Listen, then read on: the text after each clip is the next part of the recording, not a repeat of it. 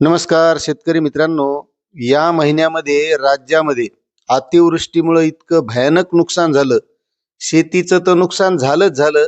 मात्र यामध्ये बरीचशी जनावरे, त्यामध्ये शेळ्या असतील, शेतकऱ्यांचे शेतामध्ये जे काही गोठे बांधलेले होते ते वाहून गेले. यामध्ये शेतकऱ्यांचं अतोनात असं नुकसान झालेलं आहे. आणि या नुकसानीबाबत मंत्रालयामध्ये मंगळवारी मंत्रिमंडळाची बैठक झाली. आणि या बैठकीमध्ये या अतिवृष्टीवर चर्चा सुद्धा करण्यात आली. आणि त्यामध्ये जिल्हाधिकाऱ्यांच्या यंत्रणेमार्फत ज्या ज्या काही शेतकऱ्यांचं नुकसान झालेलं आहे त्यांचे पंचनामे करण्याचं ठरवलेलं आहे. आणि या माध्यमातून शेतकऱ्यांना मदत सुद्धा दिली जाणार आहे. मात्र शेतकरी मित्रांनो, यासाठी आपल्याला काय करावं लागणार आहे आणि मदत नेमकी कधी मिळणार आहे याबाबत सविस्तर माहिती आपल्याला या व्हिडिओमधून घ्यायची. तर शेतकरी मित्रांनो, जी मंत्रिमंडळाची मंगळवारी बैठक झाली, या बैठकीमध्ये सर्व पालकमंत्र्यांना सुद्धा आदेश दिलेले आहेत की तुमच्या ज्या ज्या जिल्ह्यातील शेतकऱ्यांचं नुकसान झालेलं असेल, जिल्हाधिकाऱ्यामार्फत त्या शेतकऱ्यांचे पंचनामे करून घ्यायचे.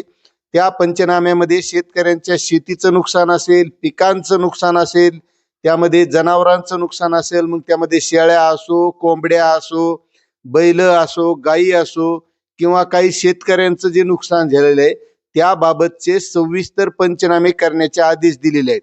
आता मित्रांनो, यामध्ये नुकसान भरपाई कशी मिळणार? तर आपल्याला त्यासाठी आपले जे काही तलाठी असतील, मंडळ अधिकारी असतील किंवा महसूल विभागाचे कर्मचारी असतील, यांच्या मार्फत ही आपल्याला पंचनामे करून घेणं गरजेचं आहे.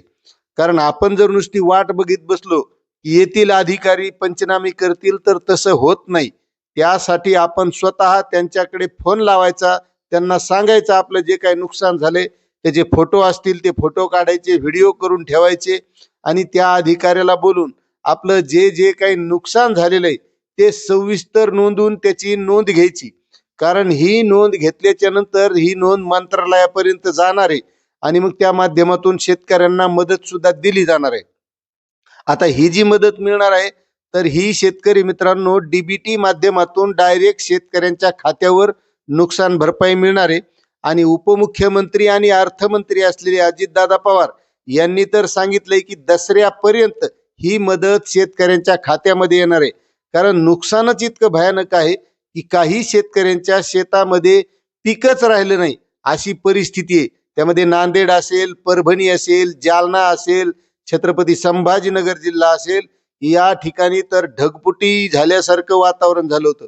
आणि जालना शहरामध्ये तर इतकी भयानक परिस्थिती होती की शहरामध्ये मोटरसायकल सुद्धा चालवता येत नव्हती अशी परिस्थिती होती. आणि या पुरामुळे शेतकऱ्यांच्या शेतीचं नुकसान झालेलं आहे. त्यामुळे आपण सर्व शेतकऱ्यांनी या पद्धतीनं पंचनामे करून घ्यायचे. आपली तक्रार जी आहे ती नोंदवायची. कारण तक्रार आपण नोंदवल्याशिवाय, आपल्याला पंचनामा झाल्याशिवाय नुकसान भरपाई मिळणार नाही, याची काळजी प्रत्येक शेतकऱ्याने घ्यायची.